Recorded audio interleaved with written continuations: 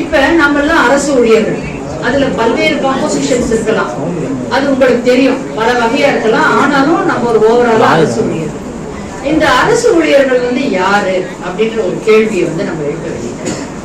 இந்த அரசு ஊழியர்கள் நம்ம ஒரு போராட்டம் அறிவிச்ச உடனே என்ன பண்றாங்க, ஊடகங்களும் சரி, இந்த அரசு ஊழியர்களுடைய போராட்டம் எல்லாம் நியாயமே இல்லாதது, வரக்கூடிய வருமானத்துல எல்லாம் எல்லாத்தையும் இவர்களுக்கு தான் நாம் கொடுக்கிறோம், இவங்க மேலும் மேலும் போராடுறாங்க அப்படின்றாங்க.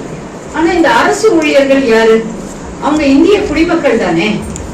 நாம யாரு காட்டுல இருந்து வந்திருக்க சிங்கமும் புலியுமா? இந்திய குடிமக்கள் தான். தமிழகத்தினுடைய பின்தங்கிய கிராம பகுதிகளிலே இருந்து இந்த பிழைக்கு வந்த குடும்பங்கள். நாம படிச்சு நம்மள குவாலிஃபை பண்ணி அரசினுடைய பரீட்சையை எழுதி அல்லது அவன் வேற எந்த முறையில தேர்வு பண்ணி எடுக்கிறானோ அந்த தேர்வு முறையில பின்தங்கிய ஒடுக்கப்பட்ட பகுதிகளிலே இருந்து வேலைக்கு வந்தோம்.